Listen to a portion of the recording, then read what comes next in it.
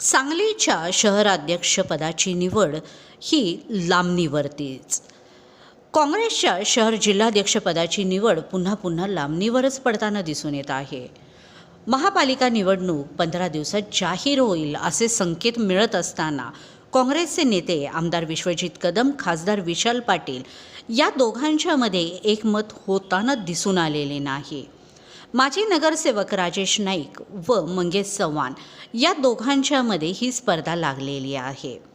आता दोन्ही नेत्यांना राजेश नाईक की मंगेश चव्हाण या दोघांच्यापैकी एकाची निवड ही आठवड्याभरामध्येच करावी लागणार आहे. ज्येष्ठ नेते पृथ्वीराज पाटील यांच्या भाजप प्रवेशानंतर काँग्रेसचे जिल्हाध्यक्षपद हे अनेक दिवसापासून रिक्त झालेले आहे. या पदावर ज्येष्ठ माजी नगरसेवकाला संधी दिली जाईल असे संकेत आमदार विश्वजित कदम यांनी यापूर्वी दिलेले होते. राजेश नाईक, मंगेश चव्हाण, अय्याज नायकवडी, संजय मेंढे या सर्वांच्या व अनेकांच्या नावांची चर्चा या पदासाठी होती. कोणाचीही निवड करा, मात्र लवकर करा अशी मागणी आता काँग्रेस प्रेमींच्या मधून दिसून येत आहे. वरील सर्वांच्या नावामधून प्रदेश काँग्रेसचे राजेश नाईक आणि मंगेश चव्हाण या दोघांची नावे पुढे पाठवण्यात आल्याची माहिती मिळत आहे.